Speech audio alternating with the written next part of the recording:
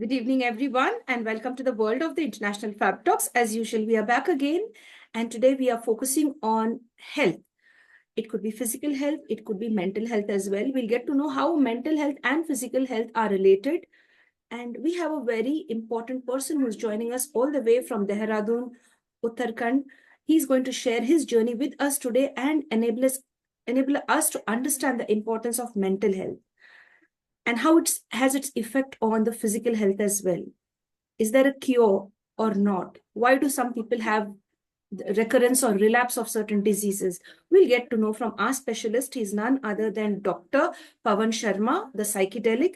He's joining us all the way from the lovely city called as Dehradun, as I earlier mentioned. We've requested him to share his time to make us aware about the various diseases that are caused purely because our mind is the cause behind all of these diseases, the way we think, our thought process, etc. It could also be certain genetic factors as well, but most importantly, it could be our thought process or the way we think. Let's get to know more about it and find out how we could overcome the challenges of our mental health connected to our physical health. Join us to welcome our celebrity and guest for today. He's here on special request. Hello, sir, and welcome, sir. Thank you so much for being here with us. Thank you so much, so welcome. बहुत बहुत धन्यवाद sir, आप दोबारा हमारे लिए time निकाल के आए हैं। स्पेशल रिक्वेस्ट से आप यहाँ पर आए हैं, खास कर के लिए अपने दर्शकों के लिए ये बताना कि मानसिक प्रभाव अपने शरीर पर कैसा प्रभाव हो सकती है, the mind, how does it work and what is the effect it has on our body. So let's get to know more about it and find out from Dr. Pawan sir as to who is, what is he going to share. Sir, I share your profile and then we begin the session. Yes. Sure, please. Thank you, sir. Friends, I'd like to go ahead and share sir's profile as to who sir is, and then we begin the session. We have with us Dr. Pawan Sharma, also known as the psychedelic, a very humble person connected to wanting to bring a change. He's connected with all of us to bring a change in our thought process, in our health, in the way we communicate with people. A very down-to-earth person, polite and humble. He never takes advantage of anyone. He is a pure soul who I've met through all these years. He's one of the best persons who could give, good advice, good suggestion for you to develop into a beautiful human being. Now, Sir is also an NLP master practitioner and a coach. He is the founder of Progressive Universe of NLP and Forgiveness Foundation Society in Uttarakhand, with a vision and a beautiful mission to make people aware about their mental health and well-being. So, my dear friends, most of us are going down in life for one main reason. That is, we do not focus on giving importance to our mental health. What are the thoughts in our mind, how we think, and what we do. So let us get the right kind of tips from our celebrity and guest today and get to know more about our physical health and mental health together. So thank you so much for being here with us. It's a privilege to have you here. Thank you again. Sir, thank you so much. Now, sir, the first thing that I'd like to ask you is, how are we going to discuss today about our health with regard to mental health and physical health? हमारे स्वास्थ्य के बारे में आप क्या कहना चाहेंगे sir, या किस तरह हमको समझाना चाहेंगे स्वास्थ्य के बारे में, चाहे वो मानसिक स्वास्थ्य हो या physical? What is it sir? बिल्कुल, बहुत अच्छा सवाल करा आपने। आपको क्लियरली बताऊं कि जब हम पैदा होते हैं और हम इस यूनिवर्स में आए हैं तो सिर्फ और सिर्फ हमारे पास एक ही कॉन्सेप्ट होता है, वो होता है स्वस्थ रहने का। हम हेल्दी होते हैं तभी पैदा हो सकते हैं और हम हेल्दी होते हैं तभी इस दुनिया में आते हैं। इसके बाद जो भी कुछ हमारे पास इश्यूज आते हैं, चाहे वो फिजिकल हो, चाहे मेंटल हो, चाहे रिलेशनशिप हो, चाहे इकोनॉमिक हो, कोई भी प्रॉब्लम आती है वो हमारे थ्रू बाद में जनरेट होती है। थ्रू यूनिवर्स अगर हम आ रहे हैं तो एक हेल्दी बॉडी के साथ, हेल्दी सोल के साथ, हेल्दी माइंड के साथ ही आते हैं। उसके बाद जब आप हेल्थ की बात करते हैं तो जनरली हम लोग, एक कंडीशन है और हेल्थ बोलते ही हम अपने शरीर की तरफ देखना शुरू करते हैं कि हमारी बॉडी हेल्दी है या नहीं, हमारी बॉडी स्ट्रांग है या नहीं, हमारी बॉडी सुंदर है या नहीं। सिर्फ इसी पैरामीटर्स पे हम अपनी हेल्थ को मानते हैं। लेकिन हेल्थ इससे बढ़ के कई चीजें हैं। हेल्थ हमारी मेंटल हेल्थ है, यानी हमारी सोच कैसी चल रही है, हमारे विचार कैसे चल रहे हैं, और इसके साथ समाज में, सोसाइटी में हमारी रेपुटेशन क्या है, हमारे रिलेशनशिप कैसे हैं, हमारी फाइनेंशियल वेलबींग कैसी है, और किस तरह से हम यहाँ पर सोसाइटी में कुछ कंट्रीब्यूट कर पा रहे हैं। ये सारी चीजों को देख करके तब आप किसी एक पर्सन को हेल्दी होना कह सकते हैं। अगर इनमें से कोई भी एक हेल्थ कहीं ना कहीं डिस्टर्ब हो रही है, दैट मीन्स वो पर्सन अभी हेल्दी नहीं है। और आमतौर पे हम लोग सिर्फ और सिर्फ कॉस्मेटिक हेल्थ यानी सिर्फ फिजिकल बॉडी पे ही जान करते हैं, जबकि ये बात क्लियरली होती है कि सारी हेल्थ अगर एक दूसरे को सपोर्ट करती हुई होंगी और एक दूसरे के साथ सिंक करती होंगी, तभी एक ओवरऑल वेल बीइंग का वर्ड आता है। अगर वेल बीइंग है दैट मीन्स ओवरऑल हेल्थ। अगर वेल बीइंग नहीं है तो आपके पास हो सकता है फिजिकल हेल्थ है यानी मेंटल नहीं है, और अगर मेंटल है तो हो सकता है सोशल नहीं है, और अगर सोशल है तो हो सकता है शायद कहीं फाइनेंशियल में ट्रबल हो रही होगी। इस तरह से आपने बहुत सारे एग्जाम्पल्स देखे होंगे लोगों के साथ जो एक अच्छे रिच फैमिली से होते हैं, अच्छे सेलिब्रिटी होते हैं, अच्छे अर्न करने वाले होते हैं, बड़े फेमस सेलिब्रिटीज होते हैं, लेकिन तब भी कहीं ना कहीं वो अपनी विचारों से, अपने थॉट से या अपनी मेंटल हेल्थ से सफर होने के बाद अपने सुसाइडल टेंडेंसीज जैसे एक्ट उठाते हैं, या कई बार वो पागल से हो जाते हैं। कई लोगों के आप फाइनेंशियल स्टेटस देखेंगे तो बहुत खराब है, या कई लोगों की जो रिलेशनशिप है वो उससे सफर कर रहे हैं। और ये आजकल बहुत हो रहा है। ये रिलेशनशिप्स चाहे फैमिली के हों, चाहे पेरेंट्स और उसके साथ बच्चे के हों, चाहे कपल्स के हों।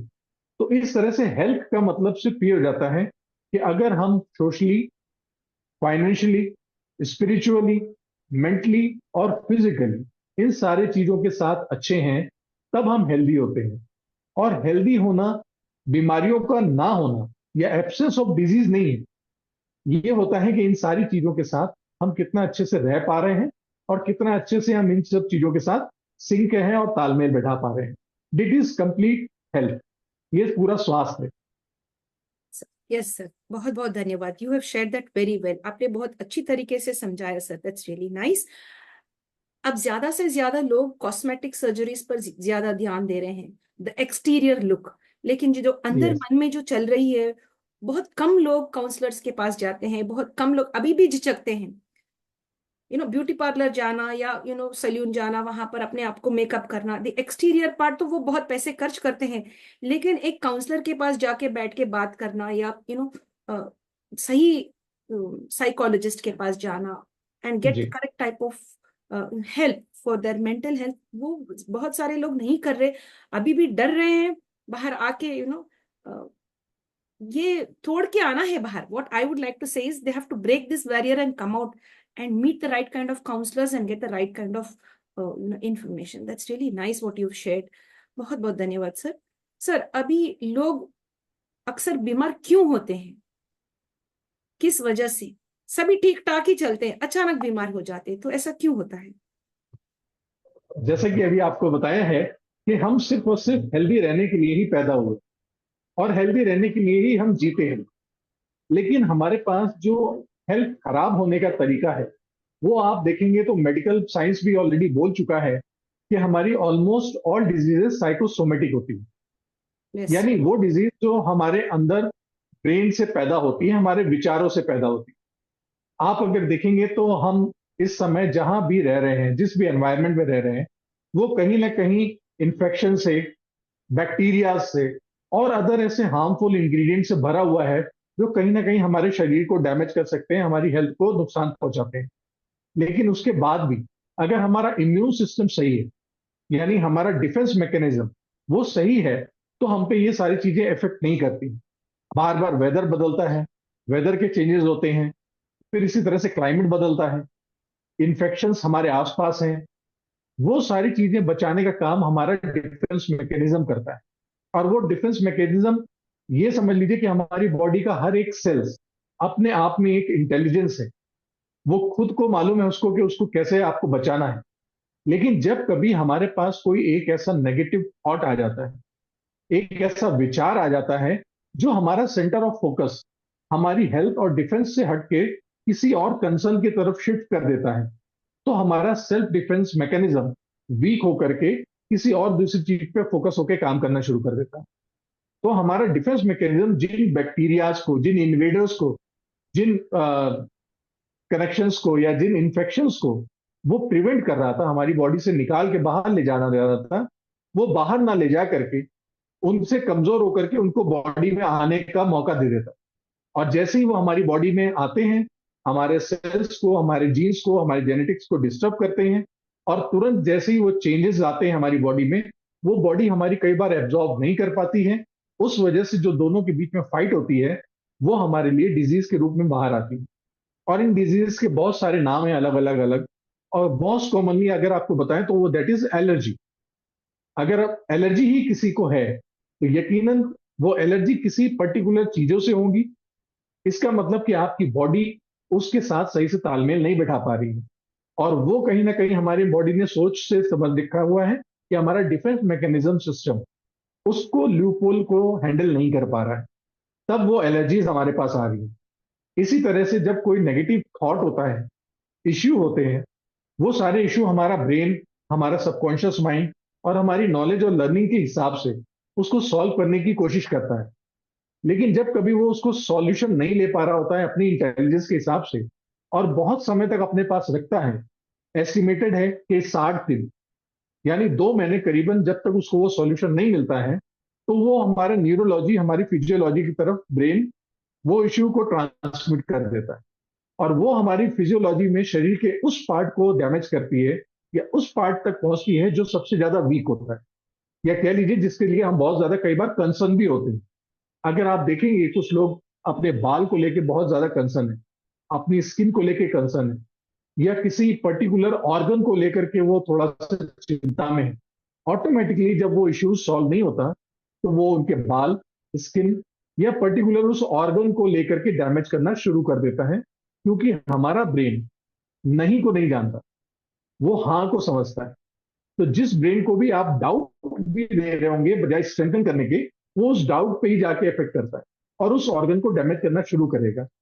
उस ऑर्गन से जुड़ी हुई आपके पास डिजीज आना शुरू हो जाती है, प्रॉब्लम आती है। और जब कभी इसको मेडिकली चेकअप कराया जाता है, तो नो डाउट किसी ना किसी मेडिकल टर्म्स की डिजीज के रूप में वो सामने होती है, और देन उसका ट्रीटमेंट शुरू हो जाता है। तो असल में हम जो केमिकल्स खा रहे हैं, जो दवाइयां खा रहे हैं, वो एक ट्रीटमेंट के फॉर्म में खा रहे हैं। कई ऐसी बीमारियां हैं जिनका क्योर नहीं है हमारे पास, सिर्फ ट्रीटमेंट है।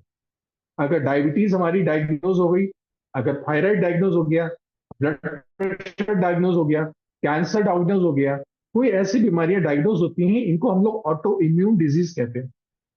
ऑटो इम्यून डिजीज का मतलब हो जाता है कि हमारा डिफेंस मैकेनिज्म हमारे ही अगेंस्ट काम करना शुरू कर देगा।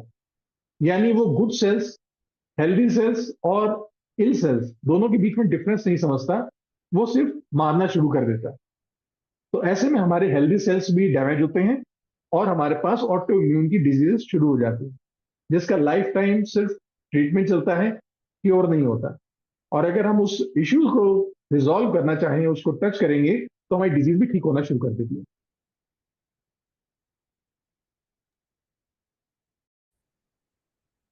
धन्यवाद sir, thank you for sharing that, that's really very nice. Now sir, हमने ये भी देखा है लंबी बीमारियों का कारण हमें नहीं मालूम। बहुत सारे लोग लंबी बीमारियों का या क्रॉनिक इलनेस ऐसे बोलते हैं ना, तो इसके कारण क्या है सर, आप बता सकते हैं? जरूर। पहले तो आपको ये बता दूं कि जो बीमारी होती है, कोई भी इलनेस है, ये हमारी स्टेट है, मेंटल स्टेट है। और स्टेट कभी भी बदल सकती है। जैसे आप खुश हैं, मुस्कुराएंगे, you are in happy state. और थोड़ा सा आपने विचार कुछ नेगेटिव लाए, you are in sad state. तो हम हर पल अपनी स्टेट्स में शिफ्ट करते हैं, एक स्टेट से दूसरी स्टेट, दूसरी से तीसरी। और अच्छी स्टेट में रहना ही हमारी सबसे बड़ी खोज है। इसके लिए हम कई बार पॉपकॉर्न खाते हैं, मूवी देखने जाते हैं, एडवेंचर करते हैं, या बाहर जाते हैं, महंगी चीजें, कपड़े खरीदते हैं। कुछ भी काम जो आप करते हैं, दोस्तों से मिलते हैं, उन सब का कारण एक ही होता है कि आपको एक अच्छी स्टेट में रखने का। और अगर अच्छी स्टेट नहीं आएगी, तो वो नेगेटिव स्टेट आएगी, और वो नेगेटिव स्टेट हमारी इलनेस होती है। और ये इलनेस की स्टेट कभी आती है और उसके बाद निकल जाती है, जैसे ही आप ठीक होंगे। लेकिन अगर आप बहुत समय तक उसी स्टेट में रह गए, तो वो स्टेट कंटिन्यूस बनी रहेगी। जैसे हमारे पास अगर दुख आता है, तो वो दूसरे दिन हट के नॉर्मल भी हो जाता है। लेकिन अगर ये दुख बहुत समय तक बना रहे, एटलीस्ट 21 या 22 दिन के आसपास, तो ये एक डिप्रेशन में कन्वर्ट हो जाता है। यानी अब ये स्थायी दुख हो जाता है। अब आप हर वक्त सैड रहेंगे, इसी तरह से जो बीमारी हमारे पास आती है, ये एक शुरुआत है। वो हमें अलर्ट करती है कि हमारी स्टेट गलत है, हमें अपनी स्टेट को चेंज करना चाहिए। और अगर हम उस पर चेंज नहीं करते हैं और इस स्टेट में बहुत लंबे समय तक रहते हैं, तकरीबन 6 महीने के आसपास तक, तो ये क्रोनिक इलनेस में बदल जाती है। यानी अब ये वो बीमारी हो जाती है जिसके साथ हम रहना शुरू कर देते हैं और हम आदी हो जाते हैं। और ये क्रोनिक इलनेस हमेशा हमारे एक लाइफ का पार्ट बन जाती है। और अगर हम समय रहते इसको ठीक नहीं करते हैं, तो ये हमारे जेनेटिक्स जीन्स की संरचना को बदलती है, जेनेटिक्स के काइंड को बदलती है। और इसी तरह से जब कभी हमारे आगे फ्यूचर में जनरेशन पैदा होती है, तो वो उसी क्रोनिक इलनेस के साथ पैदा होती है, क्योंकि वो जीन्स आगे वाली जनरेशन तक पास ऑन हो जाते हैं। तो ये क्रोनिक इलनेस का तरीका यही है कि इसमें बेस्ट होकर के आप अपने उस कॉज को जानें, उसको समझें और रिजॉल्व करें। क्रोनिक आने पर कई बार इसके रिकवरी नहीं हो पाती हैं, तो लाइफ टाइम तक इनके साथ रहना पड़ता है। इसी तरह से जब कभी कोई थेरेपी लेता है, कोई मेंटल हेल्थ प्रोफेशनल के पास जाता है, बात करता है, तो अगर वो क्रोनिक डिजीज के जो इश्यू है, जो उसने बहुत सालों से पाल रखा है अपने पास, अगर वो उसे निकालना शुरू करेगा या रिजॉल्व करना शुरू करेगा, तो तुरंत वो क्रोनिक इलनेस से बाहर आकर के वेलनेस की तरफ जाना शुरू कर देगा। क्रोनिक का मतलब होता है बहुत पुराना रखा हुआ। तो वो इश्यू है या बीमारी है जो आपने संभाल के रखी है। और कई बार ऐसा होता है कि जब हमारी बॉडी अलार्म कर रही होती है कि हमारे पास कुछ बीमारी के सिम्टम्स, डिस्कंफर्ट के सिम्टम्स आ रहे होते हैं, हम उसको बायपास करते हैं, हम उसको इग्नोर करते हैं। हम कहते हैं कभी हो रहा है, जाने दो जाने दो जाने दो, और रखे रहते हैं। ऐसे कई पेशेंट हम लोगों के सामने आए हैं जिनको एक साथ कभी स्ट्रोक हुआ है और पता चला कि उनके हार्ट में 3 जगह पे क्लॉटिंग थी।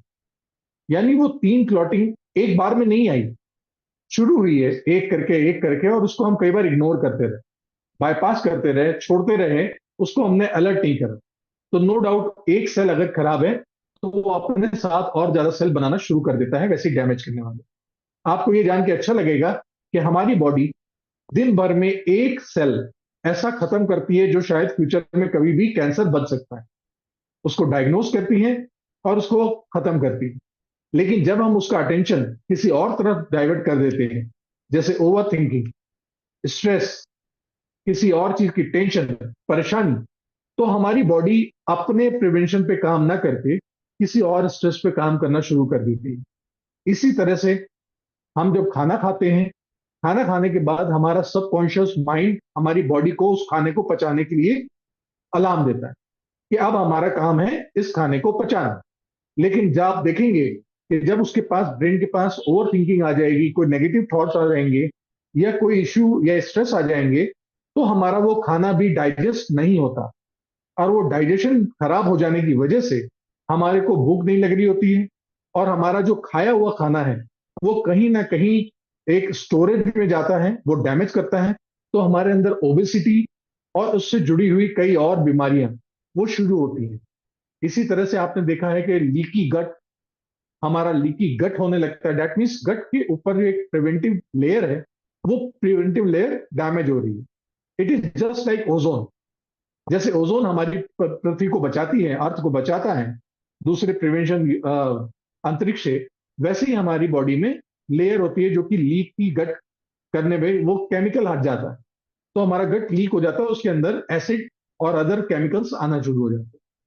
तो हमारा ब्रेन को मालूम है, उसको सेल्स को मालूम है कि कैसे कोऑर्डिनेशन करके सिंक होके काम करना है।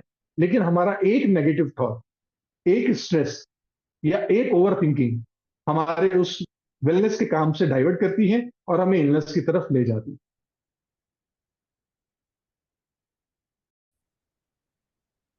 Thank you sir, thank you very much, thank you doctor Pawan for sharing that. Sir, अभी हमने देखा है शारीरिक दर्द और मानसिक संबंध के बीच में कुछ ना कुछ तो संबंध है। तो ये संबंध क्या है और इस संबंध से बाहर कैसे निकले? क्योंकि अक्सर हमने देखा है जो मन में होते रहता वो शरीर के ऊपर भी दिखने लगेगी या प्रभाव होगा। तो आप इसको एक्सप्लेन कैसे कर पाएंगे सर? जरूर। आप ये मान सकते हैं कि जब हम बने हैं, तो हमारी जो इनर वर्ल्ड है वो बाहर के वर्ल्ड से कनेक्ट करने का एक सोर्स है हमारी बॉडी। आप आउटर वर्ल्ड से जिस तरह से भी कम्युनिकेट करते हैं, वो आपकी बॉडी है। और ऐसा ही आपका एक इनर वर्ल्ड है, वो हमारा ब्रेन करता है, वो हमारा माइंड काम करता है। आप जब भी खुश होंगे, आपका चेहरा उसको स्माइल के रूप में एक्सप्लेन करेगा। आप गुस्सा करेंगे तो आप आउटर वर्ल्ड को अपने भाव भंगिमाओं से, अपने एक्सप्रेशन के थ्रू डिलीवर करेंगे। इसी तरह से आप चलना चाहते हैं, कहीं जाना चाहते हैं, उठना चाहते हैं, बैठना चाहते हैं, ये सब कुछ आपकी फिजियोलॉजी के थ्रू एक्सप्रेस होता है। ऐसा ही जब कभी स्ट्रेस, परेशानी बहुत ज्यादा हमारे पास होती है, तो जैसा मैंने आपको बताया कि हमारी न्यूरोलॉजी और फिजियोलॉजी, फिजियोलॉजी और न्यूरोलॉजी दोनों में इंटरकनेक्ट है। और वो जैसे ही देखता है ब्रेन के हमें सॉल्यूशन नहीं मिल रहा, तो हमारे ब्रेन के, हमारे शरीर के कुछ एक सर्टेन पार्ट्स जो कि हमारे ब्रेन के अलग अलग डिपार्टमेंट से कनेक्टेड हैं, वो उन तक वो पेन पहुंचाना शुरू करता है। जैसे कभी हम स्ट्रेस पे आते हैं, कोई चिंता करने लगते हैं, ये काम कैसे होगा, कैसे होगा, कैसे होगा, और तुरंत हमारा सिरदर्द होना शुरू हो जाता है। और जब सिरदर्द शुरू होने लगता है, तब आप देखेंगे कि हम तुरंत अपने एक्सटर्नल बॉडी पे काम करना शुरू करते हैं। ऐसे ही जब हमारा बुखार होने लगता है, या हमारे पास स्ट्रेस आ जाए, अनसर्टेनिटी का, एंग्जाइटी, जैसे एग्जाम कैसे होगा, इंटरव्यू कैसे होगा, तो हमारा स्टमक अपसेट हो जाता है। दैट मीन्स कि हमारी फिजियोलॉजी जहां से कनेक्ट है, जहां से भी हमारा ब्रेन कनेक्ट है, वो उस सर्टेन पॉइंट पे दिक्कत देगा। ऐसे ही आपको ये बता दूं कि जिन लोगों को फैमिली की स्ट्रेस होती है, वर्किंग का बहुत ज्यादा काम होता है, उनके शोल्डर पेन होने लगते हैं, और वो शोल्डर बहुत लंबे समय तक चलते हैं। ऐसे ही कुछ लोग जिनको बहुत ज्यादा प्राउड होता है, घमंड होता है, उनके घुटने यानी नी पेन्स रहते हैं। और मैक्सिमम लोगों में आप देखेंगे जिनको भी ईगो की प्रॉब्लम है, वो सारे घुटनों की प्रॉब्लम से जूझ रहे हैं। ऐसे ही जो लोग आडंबर करते हैं, दैट मीन्स किसी के सामने कुछ और दिखाना और फेक कैरेक्टर बनाना, उनको साइटिका का डर होता है, यानी कमर का दर्द होगा। यानी वो बताता है कि आपने कुछ और काम कर रखा है और ये दूसरी तरह से होगा। इसी तरह से जो लोग डरे हैं अचानक, जिनके पास फियर ज्यादा रहता है, वो लोग फ्रीज कर जाते हैं, उनके शोल्डर फ्रीज हो जाएंगे, उनके कई बार आर्थराइटिस हो जाएगा, घुटने, पैर, हाथ, वो जाम हो जाता है ऑर्गन। इसी तरह से जो लोग बहुत ज्यादा डरते हैं, उन लोगों को आप देखते होंगे फिट्स आ जाते हैं, और उनके पास पैरालिसिस होने का भी काम होता है, वो स्ट्रोक आ जाएगा। तो उनका नॉर्मली लेफ्ट वाला अंग जो है, वो सेफ होकर के राइट वाला अंग तुरंत ही पैरालाइज हो जाता है। मैक्सिमम पैरालाइज लोगों को देखेंगे आप, तो उनका राइट साइड ज्यादातर पैरालाइज होता है, क्योंकि लेफ्ट साइड में हार्ट होता है, तो हमारा ब्रेन उस हार्ट को बचाता है और राइट साइड वाले को, एरिया को शट डाउन कर देता है।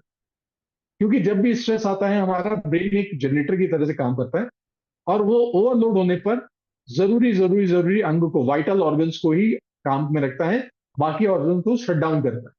इसलिए कई बार बहुत ज्यादा स्ट्रेस आने पे लोग फेंट हो जाते हैं, बेहोश होकर के गिर जाते हैं। दैट मीन्स उस समय बॉडी कहती है शट डाउन, हम इसको रिवाइव करना है, रीसेट करके फिर से स्टार्ट करेंगे। तो इस तरह से हमारे ब्रेन के अंदर अलग अलग पार्ट्स हैं, अलग अलग एरिया हैं। वो एरिया से जुड़ा हुआ जो भी इमोशन, स्ट्रेस या अनसॉल्व इश्यू, अगर वो इश्यू है, तो वो इश्यू उस बॉडी सर्टन के उस पार्ट को डिलीवर कर दिया जाएगा। आप देखते होंगे जब किसी को डर लगने लगता है, तो उनके पैर कांपने लगते हैं, और पैर कांपने के साथ नम हो जाते हैं, डेट मीन्स चल नहीं पा रहे हैं। यानी उनका ब्रेन उनको कहता है बस अब यहीं खड़े होकर गिरिए।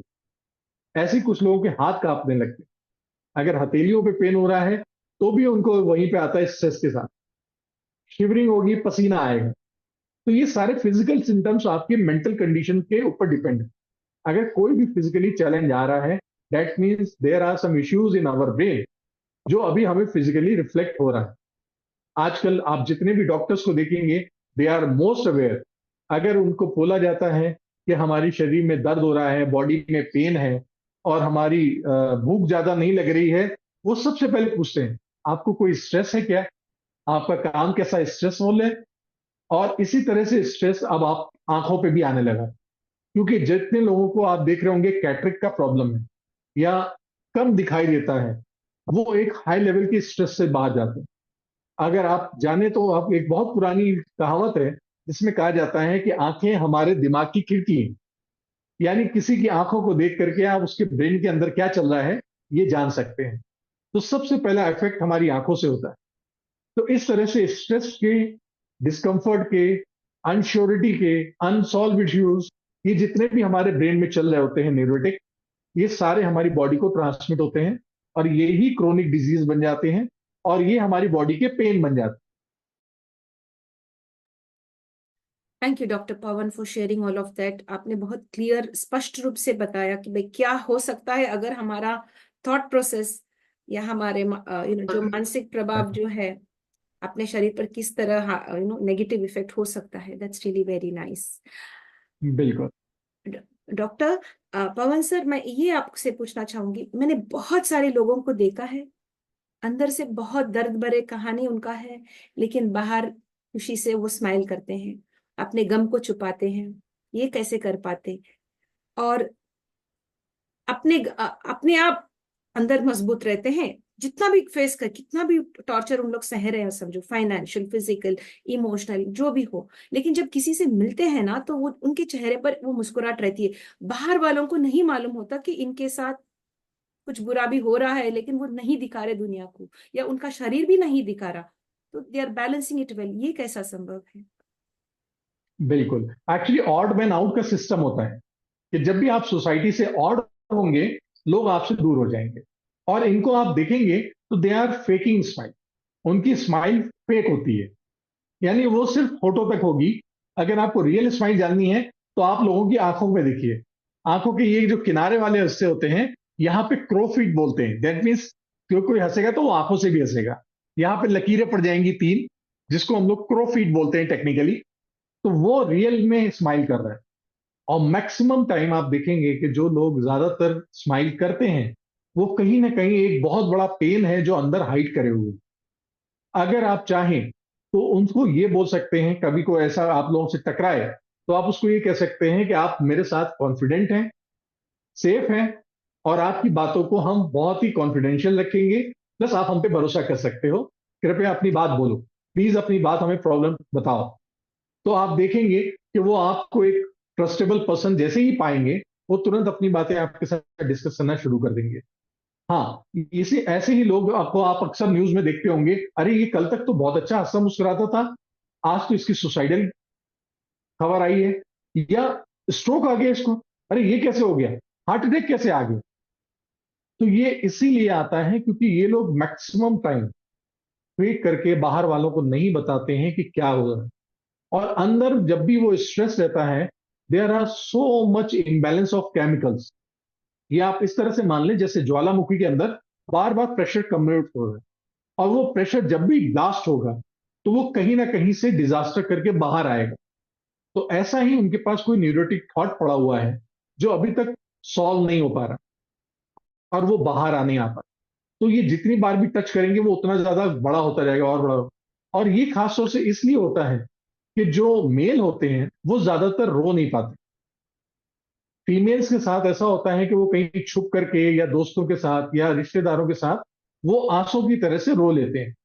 और जब रो लेते हैं तो there is a technical word, इसको कहते हैं कथारसिस। उन आंसुओं के साथ वो इमोशन भी बह जाता है।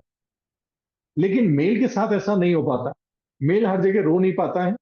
तो रोने ना पाने की वजह से, वो आंसू ना बहाने की वजह से, वो आंसू जो हमारे यहाँ एक कूलिंग सिस्टम है, जो इमोशनल को लेट गो करने का सोर्स है, आप उसको ब्लॉक करके रखते हैं। तो ऐसा ब्लॉकेज वो कहीं ना कहीं डिजास्टर क्रिएट करता है। इसके लिए जरूरी ये है कि मेंटल हेल्थ जैसी स्टिग्मा को हटा करके उससे जुड़ी बातें खुल के करी जाए। और ये मानना चाहिए कि किसी को भी कोई इशू कभी भी हो सकता है। मेंटल इशू, हेल्थ में इशू जो स्ट्रेस है, एंग्जाइटी है, डिप्रेशन है, it is just like our physical disease as a flu. Flu और कोल्ड जैसे हमारे लिए आमतौर पे है, वैसे ही ये डिप्रेशन और एंग्जाइटी भी है। कभी भी हो सकता है, कैसे भी हो सकता है। इस बेस्ट सबसे बढ़िया चीज है कि आप बात करें। बात करेंगे तो बहुत सारे रिजॉल्व हो जाएंगे इश्यूज जो आगे आकर करके बहुत प्रॉब्लम में आ सकते थे। तो काउंसलिंग के थ्रू भी हम लोग यही चीजें ट्राई करते हैं कि जितनी ज्यादा बात हो और ऐसा एनवायरमेंट बने कि पर्सन अपनी बात कॉन्फिडेंटली कह सके। और जैसे ही वो कहेगा, उसके तरफ से बहुत सारे डिजीजेस खत्म हो जाएंगे जो आगे चल के उसको सफर करने वाले। जी सर, जी सर, वेरी नाइस। धन्यवाद sir for sharing that, that's really very nice.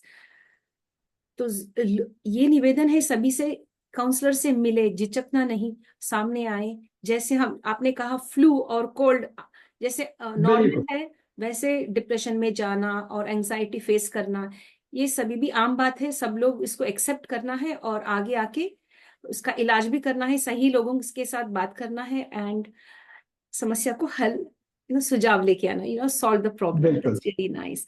Sir, एक क्वेश्चन हमारे दर्शकों से एक क्वेश्चन आया है, दैट इज हमारी सोच कैसे हमारे शारीरिक संरचना को बदलती है, तो इसके बारे में आप क्या बताना चाहेंगे सर? बिल्कुल, आप ठीक कह रहे हैं कि जो हमारे अंदर दिमाग में चल रहा होता है वैसा हमारी बॉडी में रिफ्लेक्ट होना शुरू कर देता है। आपने कुछ लोगों को देखा होगा जो एक तरफ सिर रख के ही चलते हैं, अक्सर बात भी करेंगे तो एक तरफ झुके हुए होंगे। उससे आप ये समझ सकते हैं कि वो किस तरफ का व्यू देख रहे हैं। अगर वो आगे के फ्यूचर की तरफ ज्यादा ध्यान देते हैं तो उनका हेड लेफ्ट की तरफ टिल्ट होगा और राइट साइड ऊपर देख रहे होंगे, और इस तरह की आदत बन जाती है उनकी। और इसी तरह से कुछ लोगों को आपने देखा होगा कंधे झुका करके चलने होंगे, वो कंधा झुका करके चलते हैं, एक साइड टेढ़ा होकर के, या अगर पैर चल रहा है तो पैर घिस के चल रहे हैं। तो ये सारी चीजें आपको बताती हैं कि उनके अंदर का कॉन्फिडेंस लेवल बहुत कम है। तो वो जो कॉन्फिडेंस लेवल कम होता है उसकी वजह से आपकी बॉडी जब वो पॉस्चर दिखाती है, और उस पॉस्चर को करते करते दे आर यूज टू, आपने बहुत सारे ऑफिसेज में भी देखेंगे या लोगों को भी देखा होगा कि जिस चेयर पे वो बैठते हैं, एक्चुअल में एक चेयर पे लेफ्ट या राइट वो एक तरफ प्रेशर देते जाते हैं और वो चेयर वहां से टेढ़ी हो चुकी होती है। तो वो इसलिए क्योंकि वो एक ही स्टेट में बैठे हुए बहुत देर तक इश्यू में रहते हैं और वो उससे बाहर नहीं निकल पा रहे हैं। इसी तरह से शारीरिक संरचना हमारी चेंज हो जाती है। दैट मीन्स हमारी बॉडी के पार्ट्स ग्रो नहीं करते हैं या कुछ ओवर ग्रो कर जाते हैं। ऐसा भी हमारे लिए नुकसान हो जाता है।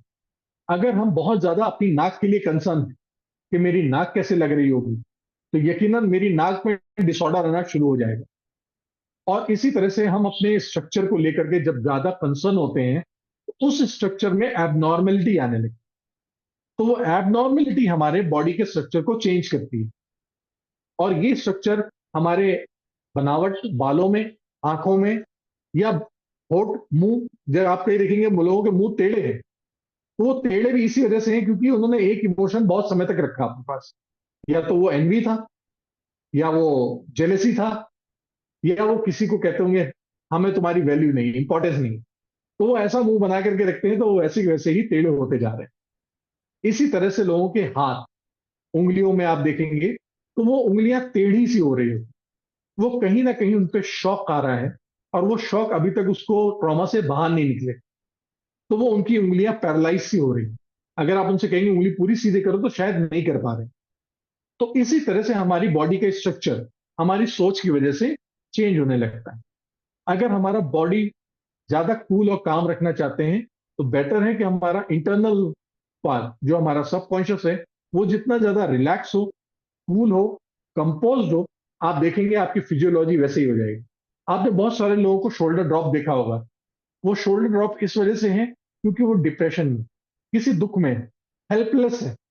अगर उनको हेल्प नहीं मिल पा रही तो दे आर फीलिंग लोनली, हारा हुआ सा। और जैसे ही इनको कुछ अच्छा मिलता है दे स्ट्रे। तो कभी भी हम अपनी फिजियोलॉजी को चेंज करके अपनी न्यूरोलॉजी को बदल सकते हैं, और न्यूरोलॉजी को चेंज करके हम अपनी फिजियोलॉजी को बदल सकते हैं। अगर कोई व्यक्ति आपको ऐसा दिखता है जिसकी फिजियोलॉजी थोड़ी सी डिस्टर्ब है, आप प्लीज उसकी फिजियोलॉजी को करेक्ट करें। आप देखेंगे तुरंत वो उस स्टेट से बाहर आकर के वापस हेल्दी स्टेट में आ जाएगा। जी सर, बहुत बहुत शुक्रिया, thank you for sharing that very clearly. Sir, ये अक्सर देखा गया, अगर कोई इंसान, थोड़े से लोग, सभी नहीं, थोड़े से लोग, अगर वो मानसिक बीमारी से जूझ रहे हैं, समझो उन लोग है इन डिप्रेशन, एंग्जाइटी में, और हम मदद करना भी चाहे उनको, वो मदद लेने के लिए तैयार भी नहीं है, आते भी नहीं है, नहीं कि सब कुछ ठीक है, मैं ठीक हो जाऊंगा, मुझे अकेला छोड़ दो। तो इनके साथ क्या करना है और उनको कैसे बचाया जा सकता है, वो चाहे घर में हो लोग या अपने दोस्त या अपने क्लाइंट? सबसे पहली चीज होती है कि ट्रबल को या प्रॉब्लम को एक्सेप्ट करना। एक्चुअली पहली बात तो सब लोग ये मानते हैं कि मेरे साथ ऐसा हो ही नहीं सकता, किसी और के साथ होगा। और हमारी स्टिग्मा होने की वजह से सोसाइटी में मेंटल हेल्थ जैसे इश्यूज को हम इसलिए नहीं लेते क्योंकि मेंटल हेल्थ इश्यूज जैसे ही कोई बोलता है हमेशा उसको एक पागल या एबनॉर्मल का लेबल लगा दिया जाता है। तो उस कैटेगरी में ना आए, इस वजह से कई बार हम अपनी बातों को बताते ही नहीं। बेस्ट होता है कि ऐसा कोई व्यक्ति अगर आप लोग ने नोटिस कर लिया है, ऐसा कोई पर्सन नोटिस करा है कि जो शायद मेंटल हेल्थ इश्यूज से जूझ रहा है, तो उसको किसी भी तरह से कोशिश करें कि उसको रियलाइज हो जाए। और अगर रियलाइज हो गया तो यकीनन वो अब वहां से बाहर निकलने की कोशिश करेगा। बहुत सारे लोग अपनी उसी मिजरी में रह रहे हैं, ऐसी माइजरी उन्होंने बना रखी हुई है कि वो कहते हैं मैं इसी हेल में अच्छा हूं, क्योंकि वो यूज टू हो गए हैं वैसे रहने के। अगर आप उनको बेटरमेंट देना चाहते हो तो एक्सेप्ट नहीं कर, बिकॉज कई बार हमारा ब्रेन चेंज के फियर में होता है। वो फियर रहता है कि चेंज होगा, तो चेंज के अकॉर्डिंग क्या मैं ढल पाऊंगा या नहीं ढल पाऊंगा, नई चीज अडॉप्ट कर पाऊंगा नहीं, तो ऐसे ही पड़े रहो। तो वो अपनी उन्हीं मिजरीज में पड़ा रहता है, उन्हीं परेशानियों में पड़ा रहता है और जीता चलता है। लेकिन जब वो चेंज होकर के आता है थोड़ा सा बाहर, तब वो डिफरेंस देख पाता है। और इसके लिए रेगुलर फॉलोअप चाहिए होता है, क्योंकि ब्रेन हमारा एक ऐसा है, जिस तरह से कंडीशन हो जाता है, वो उस डिस्टेंस से, उस जगह से बहुत दूर तक नहीं जाता है चेंज के लिए। वो वापस फिर वहीं आता है, क्योंकि वो उसका एक कंफर्ट जोन है। इसके लिए लगातार फॉलोअप चाहिए। फॉलोअप के साथ जो भी पर्सन इनकी हेल्प करना चाहता है, उस पर उसका ट्रस्ट होना चाहिए। और वहां पर उसकी आइडेंटिटी को एज अ विक्टिम ना बना करके उसको एक ऐसा कॉमन चीज बताएं कि हाँ, ये एक प्रॉब्लम है। जैसे हमारी सोसाइटी में कभी भी किसी को कोई प्रॉब्लम होती है तो हम उसके साथ आइडेंटिटी स्टिक कर देते हैं। जैसे कोई अल्कोहल अगर लेता है तो वी यूज्ड टू से अल्कोहलिक। डायबिटीज है तो हम कहते हैं डायबिटिक। इस तरह से हम उसकी आइडेंटिटी के साथ उसकी ट्रबल को जोड़ देते हैं, जबकि वो ट्रबल टेम्परेरी है, उससे वो बाहर आ सकता है। लेकिन जब हम आइडेंटिटी बना देते हैं तो वो फिर से उसी आइडेंटिटी के जैसा बिहेवियर करना शुरू करता है।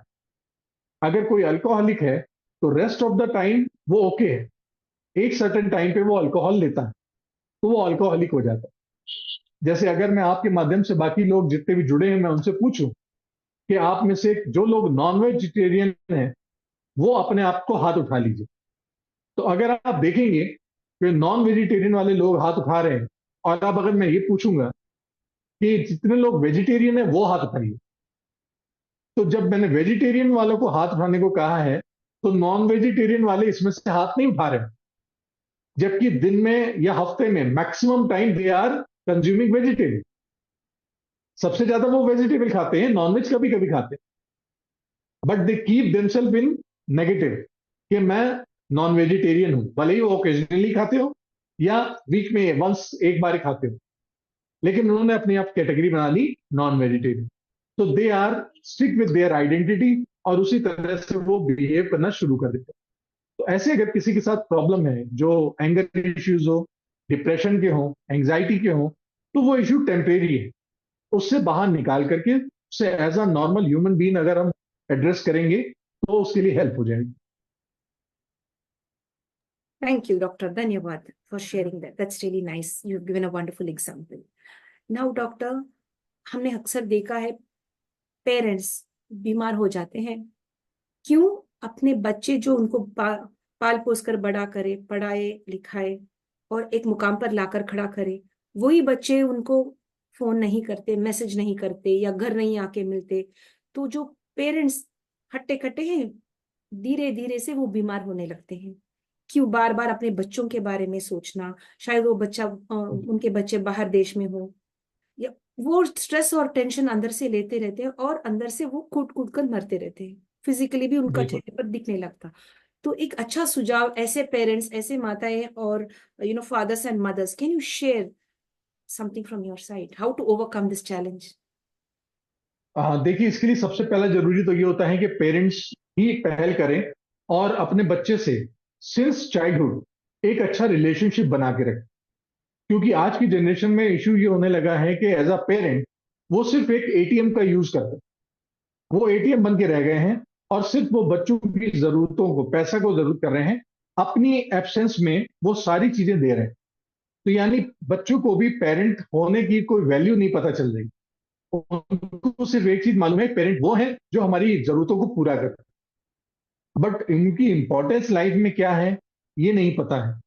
इस वजह से जब वो बड़े हो जाते हैं तो उनको पेरेंट्स के साथ बॉन्डिंग, उनके साथ जुड़ाव वो नहीं पता चलता है, ना ही उसकी आदत होती है, क्योंकि उनको अलग रहना, अलग खाना, दोस्तों के साथ जाना, बाहर हैंग आउट करना या इस तरह की चीजों की आदत हो चुकी होती है, उनका लाइफस्टाइल ही बदल गया होता है। अब लाइफस्टाइल के बाद वो सर्टेन, जब पेरेंट्स बुढ़े हो जाते हैं, बुजुर्ग हो जाते हैं, ओल्ड हो जाते हैं, और तब उनको कंपेनियन की जरूरत पड़ती है, और उस कंपेनियन में वो अपने बच्चों को ढूंढना शुरू करते हैं, लेकिन बच्चे तब तक कंडीशन हो चुके हैं दूसरी लाइफस्टाइल के लिए। और ऐसे में भी जो पेरेंट हैं वो कहीं ना कहीं उनकी लाइफ में इंटरफेरेंस करते हैं कि तुम ऐसा ना करो, तुम ऐसा करो, तुम ऐसा ना करो, ऐसा करो। तो कई बार तो पूरी लाइफ उन्होंने, बच्चों ने ऐसी जी है जहां पे रोक टोक है ही नहीं, जो चाहते थे वो करते थे। अब पेरेंट का इंटरफेरेंस हो जाएगा तो वो उनके साथ जुड़ते ही नहीं, और ये लोनलीनेस आ जाती है अपने पेरेंट्स पे। जब उनको एक कंपेनियन की जरूरत थी, जब सपोर्ट की जरूरत थी, तब उनके लिए वहां पर कोई भी नहीं था। इस वजह से आज की डेट में अगर आप देखेंगे तो ओल्ड एज होम में लगातार कुछ ना कुछ लोगों की आना बढ़ता जा रहा है, और वहां पर उनको सिर्फ एक चीज मिल रही है कि कोई ना कोई कंपेनियन उनके साथ बैठा बात कर रहा है, कोई कहानी सुना रहा है, कोई उनकी हेल्थ चेकअप कर रहा है, कोई उनको खाना खिला रहा है। क्योंकि आज की तारीख में भी हमारे यहाँ जो बच्चे हो गए हैं जिनके साथ हमने लाइफस्टाइल अच्छा नहीं रखा है, वो पेरेंट को इवन मेडिकल चेकअप के लिए भी ले जाना, डॉक्टर के पास ले जाना, एक बहुत बड़ा बर्डन समझते हैं। क्योंकि हमने शुरू से इस तरह का एनवायरनमेंट नहीं दिया है, तो नो डाउट वो देर तक कहीं ना कहीं लाइफ में आगे जाकर के स्ट्रगल आता है और वो प्रॉब्लम फेस करनी पड़ जाती है। तो ऐसे में पेरेंट को ये बोलना चाहूंगा कि अगर उनको ये बात रियलाइज हो जाती है कि हाँ उन्होंने कुछ ऐसा बच्चों के साथ अर्ली चाइल्डहुड में गलत करा है, तो इट्स नो हार्म टू से सॉरी।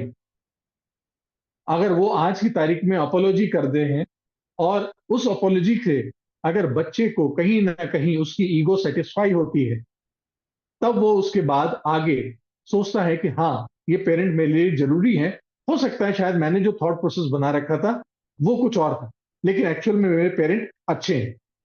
तो ऐसा अगर एक छोटा सा सेंसिटिव इश्यू जुड़ गया, इमोशन कनेक्ट हो गया, तो यकीनन वो पेरेंट्स को फिर से जुड़ जाएगा, और जुड़ने के साथ अच्छा सा रखेगा। और उम्र के साथ वाली चिंता नहीं है, बड़े हो गए हैं तो बड़प्पन भी शो कर लें, अगर वो शुरुआत करेंगे तो उनकी आगे की लाइफ अच्छी हो जाएगी, बजाय ईगो में या क्लैश में रहने के अपने आगे की लाइफ को बहुत ज्यादा दिक्कत में लाना। फिर आप देखेंगे कि बच्चे आपके साथ आसानी से कनेक्ट हो सकेंगे। Thank you doctor, thank you very much, that's really very nice, you explain that very well. बहुत अच्छी तरीके से समझाए हमने, thank you. Thank you. Sir, अभी अनुवांशिक बीमारियां क्या होती है, इसके बारे में बता सकते हैं सर? बिल्कुल। आनुवांशिक बीमारियां, जिनको हम लोग जेनेटिक डिजीजेस भी कहते हैं, यानी वो हमारी generation to generation pass on होती चली आ रही। जैसा कि अभी हमने आपको बताया कि हमारे एंसेस्टर ने किसी एक थॉट को पकड़ा और उसको वो रिजॉल्व नहीं कर पाए, या हो सकता है कोई ट्रॉमा, कोई डिप्रेशन, कोई एंग्जाइटी, या कोई और ऐसा इमोशन जिसको उनका सॉल्यूशन नहीं मिला, तो उनकी बॉडी के स्ट्रक्चर में जेनेटिक चेंजेस हो गए और उनकी बॉडी वैसी बन गई। जैसे हो सकता है उनको ठंड बर्दाश्त नहीं होती हो, या उनको गर्मी बर्दाश्त नहीं होती हो, या उनको किसी भी तरह का अनुमान सेल्स में डिजीजेज आ रही हो, जैसे थायराइड हो, ग्लैंड में दिक्कत आ रही है, और कुछ ऐसे जिसे भी उनके पास इंसुलिन बनना कम हो गया हो, यानी उनके अंदर डायबिटीज आ रही है। तो ये जब हमारी बॉडी में रहती है और उसके बाद ऐसे दो लोग मिलते हैं, और उसके बाद जब जनरेशन नहीं आती है, तो नई जनरेशन इनके ही सेल से, इन्हीं के जीन से बनती। तो जिनके अंदर जो जेनेटिक लैकनेस होगी, जो कमी पेशी होगी, तो नया रिप्रोडक्शन भी उसी कमी के साथ आएगा, यानी उसके अंदर भी वो कमियां होंगी, और वो कमियां आगे पास ऑन होती हैं genetic to genetic, generation to generation pass होता रहेगा। तो जो भी कोई पर्सन अगर अपनी जनरेशन, आने वाली जनरेशन को ठीक करना चाहता है, तो वो नो डाउट अभी से ठीक कर सकता है। मैं इसमें आपको एक बहुत अच्छा किस्सा सुना सकता हूं कि आपने भागीरथी का नाम सुन रखा होगा, जो गंगा को जमीन पे लाए, अर्थ पे लाए, और उन्होंने अपने बहुत सारे एंसेस्टर्स को रिलीज कराया गंगा लाने से। तो वो किसके लिए लाए? एंसेस्टर्स के लिए। एक्चुअल में वो अपने लिए लाए, और अपने फोर जनरेशन के लिए लाए। क्योंकि जिन इश्यूज को हमारे एंसेस्टर्स, उनके एंसेस्टर्स सॉल्व नहीं कर पा रहे थे, और इश्यू उनके पास पड़े हुए थे, उनको उन्होंने क्लीन कर दिया, नाउ अपने लिए ठीक हुए। तो ऐसे मैं आपके माध्यम से ये बता दूं कि जितने भी यूथ हैं जिनको लगता है कि हाँ उनके अंदर कोई डिजीज के सिम्टम्स आ रहे हैं, उनको तुरंत थेरेपी लेनी चाहिए। थेरेपी लेके अंदर अपनी क्लीनलीनेस करें ताकि उनका जेनेटिक चेंज हो जाए। आज आपको ये जान करके बड़ा ही अफसोस होगा कि हमारे यहाँ पे जितने भी डायबिटीज केस होते हैं उसमें से 20 to 25% वो बच्चे हैं जिनकी उम्र अभी 4 या 5 साल भी नहीं हुई। छोटे से बच्चे हैं, यानी टोटल जितनी भी डायबिटिक पेशेंट हैं उनमें से 25% का रेशियो 4 5 साल के बच्चे हैं, वो अभी से इंसुलिन ले रहे हैं। सोचिए उनकी लाइफ कैसे बीतेगी। इसका मतलब ये हुआ कि वो कहीं ना कहीं उस जेनेटिक डिजीज के शिकार हो गए जो उनके पेरेंट्स ने रिजॉल्व नहीं करी थी, उनके एंसेस्टर्स ने रिजॉल्व नहीं करी थी, और वो उस कमी के साथ पैदा हुए। तब वो आज इस जेनेटिक डिजीज के साथ आए हैं, और यही इनके साथ लाइफस्टाइल होगी। अगर ये इसको क्योर नहीं करेंगे तो ये आगे वाली जनरेशन तक भी पास ऑन होगा। इसी तरह से एलर्जीज होती हैं, इसी तरह से इवन अस्थमा होता है, कई बार जेनेटिकली ट्रांसफर होता है एक दूसरे को। इसी तरह से स्किन डिजीज होती है, इसी तरह से बोन रिलेटेड डिजीज होती हैं। आप टोटल ये मान लीजिए कि जिस तरह की संरचना हमारी बनी हुई है, यानी जिस तरह का स्ट्रक्चर हमारा है, हमारा रिप्रोडक्शन भी ऐसा ही निकलेगा। लंबे पेरेंट्स होते हैं तो उनके बच्चे भी लंबे निकलते हैं, क्योंकि उनके हार्मोन्स, उनकी जीन्स उनको बढ़ने का काम देते हैं। जो थोड़े से बौने होंगे वो बौने होंगे। ऐसे ही स्किन कलर जो पेरेंटल होता है वही हमारे जनरेशन टू जनरेशन पास होता है। और आपको ये जान के अच्छा लगेगा कि हमारे जीन्स कभी भी अपने आप के अंदर चेंजेस ला सकते हैं। ऐसे केसेस देखे गए हैं कि लोगों ने अपने अंदर जेनेटिकली चेंज करा है। एक ऐसा केस है जिसमें कि आर्मी का जो सोल्जर था उसके हाथ का मरने के बाद कटे हुए हाथ एक लेडी को लगाए गए, तो उसके हाथ सिर्फ काले दिखते थे क्योंकि उसकी पूरी बॉडी गोरी थी। लेकिन कुछ समय बाद ढलते ढलते वो हाथ के सारे जीन्स, जेनेटिक सारे सेल्स जो कि टाइम बाउंड अपने चेंज होते हैं, वो चेंज होते रहे और उसकी पूरी बॉडी के साथ मैच कर गए। सेम कलर हो गया, सेम टेक्सचर हो गया, इवन सॉफ्टनेस भी वैसी हो गई जैसी बाकी पूरी बॉडी की स्किन थी। तो हमारी बॉडी रोजाना अपने अंदर चेंजेस लाती है, ग्रो करती है, हीलिंग अंदर से होती है। तो जैसे ही हील करेगा body, no doubt structure change हो जाएगा। हमें जब कभी चोट लगती है हम ऊपर बैंडेज लगाते हैं, तो बैंडेज का सबसे बड़ा काम होता है कि बाहर के इंफेक्शन से बचाना, लेकिन हीलिंग हमारी बॉडी अंदर से करती है, जिसको हम लोग प्लेसिबो इफेक्ट कहते हैं। अगर आपका ये बिलीफ है कि हाँ मैं ठीक हो रही हूँ, अच्छा ठीक हो रहे हैं, तो ठीक हो जाएगा। और ऐसे ही नोसिबो इफेक्ट होता है, जिसमें अगर हमारा नेगेटिव बिलीफ जुड़ गया है कि नहीं हम ठीक नहीं हो सकते, तो डेफिनेटली ठीक नहीं हो सकते। Yes, sir. Ji, doctor. Thank you very much. That's really nice. You've shared that very well. Now, doctor, we go on to the next question. Dr. Pawan, now I'd like to ask you, थोड़ी बीमारियां ऐसे हैं जो फिर इलाज हो जाता है उनका, लेकिन फिर थोड़े साल या महीनों के बाद में फिर रिलैप्स हो जाती हैं, फिर दोबारा इफेक्ट और अटैक करते हैं वो शरीर को। तो ऐसा क्यों होता है? जी बिल्कुल, आपने बहुत अच्छा पॉइंट उठाया है। मैं आपको ये बताना चाहूंगा कि जब भी कभी हमारे पॉजिटिव बिलीव, जो कि हमने आपको भी बताया प्लेसिबो इफेक्ट्स, हमारे पॉजिटिव बिलीव हमें हील करने को एडवांटेज देते हैं, तो हम जल्दी हील होने लगते हैं, हमारी बॉडी रिकवर करने लग जाती है। फिर उसके बाद कभी ना कभी हमारे मीडिया के थ्रू, अखबार के थ्रू, या कहीं रिसर्च के थ्रू अगर ये सुन लिया जाए कि दोबारा से वो बीमारी फिर से हो गई, या किसी को थी और फिर हो गई, या अगर वो इमोशंस फिर से वापस ट्रिगर करते हैं, तो हमारे एक एक सेल्स बॉडी के अपनी मेमोरी को फिर से वापस ले आते हैं और वो फिर से वो सिम्टम्स देना शुरू कर देते हैं।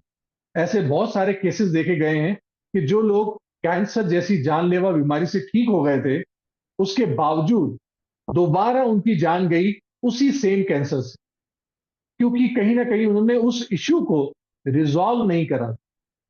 हीलिंग करने के बाद सबसे बड़ा काम होता है कि उस जड़ को खत्म कर दें। ये बिल्कुल वैसे ही हुआ कि हम पेड़ को ऊपर से काटते जा रहे हैं, लेकिन उसके रूट्स वहीं के वहीं रखे हुए, तो वो दोबारा से उगना शुरू कर देते हैं।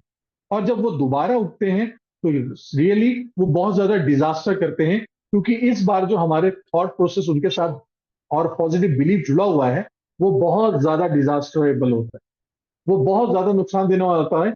इसलिए जो सिम्टम्स पहले कई सालों बाद आए थे, डिजास्टर कई सालों बाद हुआ था, डैमेज बहुत सालों बाद हुआ था, इस बार वो बहुत जल्दी हो जाता है और इससे जल्दी वो ज्यादा नुकसान करता है, रिकवरी नहीं हो पाती। तो इसलिए जरूरी है कि जब कोई पर्सन हील हो जाए, हेल्दी हो जाए, तो उसके बाद वो हमेशा ये कहे, now I am a healthy person. वो बीमारी थी, आई थी और चली गई, बॉडी में थी, चली गई, तो वो दोबारा सिम्टम्स अकर नहीं होंगे। लेकिन अगर हम ये बात मान के रखते हैं कि वो बीमारी है, टाइम बिंगली मैं हैप्पी हूं या हेल्दी हूं, तो इसका मतलब हम अपने अंदर उसको पोजीशन दे रहे हैं, उसको अपनी बॉडी में अभी भी रख रहे हैं, और कभी भी मौका आएगा तो वो वापस बाहर आ जाएगी, रिफ्लेक्ट करेगा। जी डॉक्टर, धन्यवाद डॉक्टर, धन्यवाद। Thank you for sharing that, that was really nice. Doctor साहब, अभी हम ये जानना चाहेंगे, जो हम खाना खाते हैं घर में या बाहर से मंगा के खाते हैं, तो इसका प्रभाव हमारे शरीर पर, हमारे मानसिक सोच पर, क्या प्रभाव पड़ती है? If you could share that. बिल्कुल, आपने शायद बहुत पुरानी कहावत सुनी होगी, उसमें कहा जाता है, जैसा खाओगे अन्न वैसा होगा मन। That means what you eat, it's related to your thought. कि आप जैसा भी खाना भोजन खा रहे हैं, वो आपकी सोच को अंतर देगा।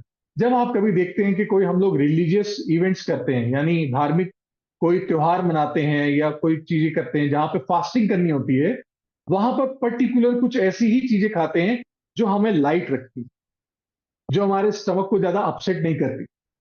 बहुत सात्विक और अच्छा खाना खाते हैं, लाइट फूड। लेकिन जब कभी हम पार्टीज करते हैं, उस वक्त हम शायद खाने का रिस्ट्रिक्शन नहीं रखते हैं, और जब ऐसा हम कुछ खाते हैं ऊट पटांग, जो हमारे पेट को आदत नहीं होती है, तो लोग देखेंगे आप सो नहीं पाते हैं, डाइजेशन प्रॉब्लम होने लगती है, ब्रेन कहता है ये नया क्या चीज आ गया, इसको कैसे कंज्यूम करूं और इसको कहां ले जाऊं। क्योंकि आपके पास एक ही ब्रेन नहीं है जो आपके सिर में रहता है। हमारे पास तीन ब्रेन है, एक सिर में है, एक हार्ट में है, और एक पेट में गट। जब कभी भी आप कहते हैं ना आपको अचानक से कुछ बुरी फीलिंग आ रही है, और उसके साथ हम बोलते हैं गट फीलिंग आ रही है, असल में आप ये कह रहे होते हैं कि आपका पेट सोच के बता रहा है there is some trouble, gut feeling. Gut तो हमारा पेट है। तो आपको ये जान के अच्छा लगेगा कि आपका हार्ट, ब्रेन और स्टमक, गट, ये तीनों एक दूसरे के साथ सिंक रहते हैं, और तीनों एक दूसरे के साथ अपना कम्युनिकेशन लगातार करते हैं।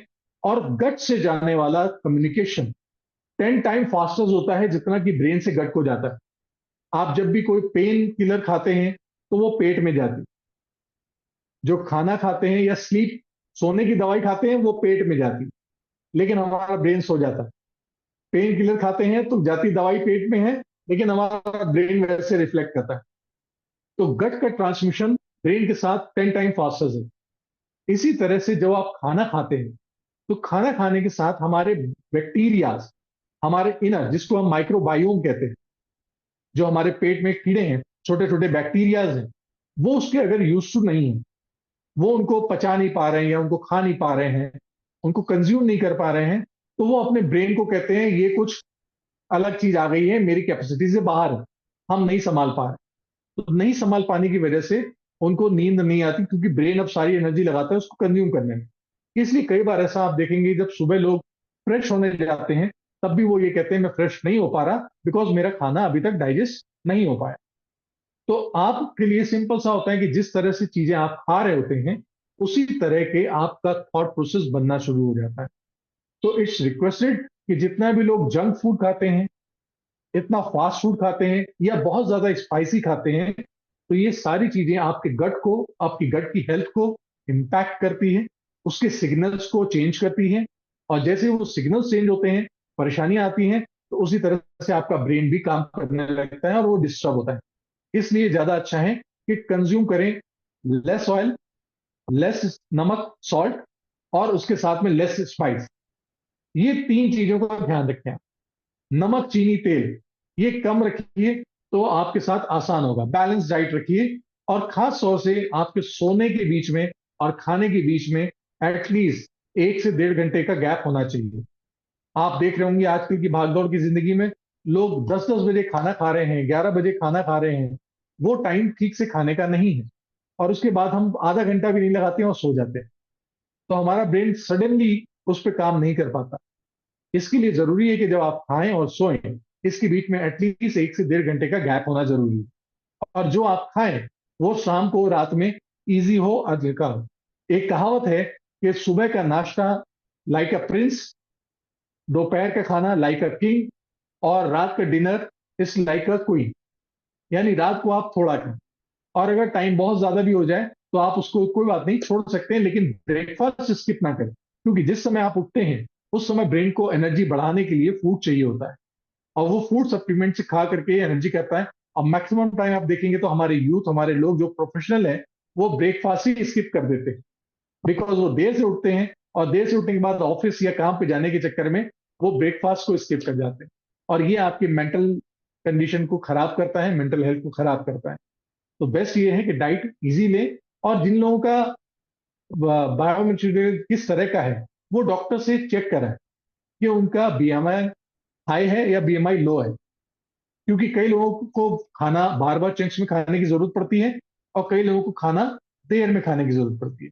तो अगर आप फिजियोलॉजी को ये चेंज करा लेंगे, किसी फिजियोथेरेपिस्ट से जाकर के टेस्ट करा लें कि आपका बीएमआई कैसा है, यानी बॉडी मास इंडेक्स कैसा है, तो आप वैसी डाइट लें, आपको आसान होगा। सिर्फ इस बात पे ना जाए कि प्रोटीन बहुत अच्छा है, प्रोटीन बहुत अच्छा है, क्योंकि हो सकता है आपकी बॉडी ऐसी बनी है जो कि प्रोटीन ऑलरेडी वो कंज्यूम कर रही है, लेकिन आप एक्स्ट्रा प्रोटीन अगर खाएंगे बाहर से, तो बॉडी इस तरह की है कि जितना उसको चाहिए उतना लेगी, रेस्ट वो वेस्ट में डाल देती।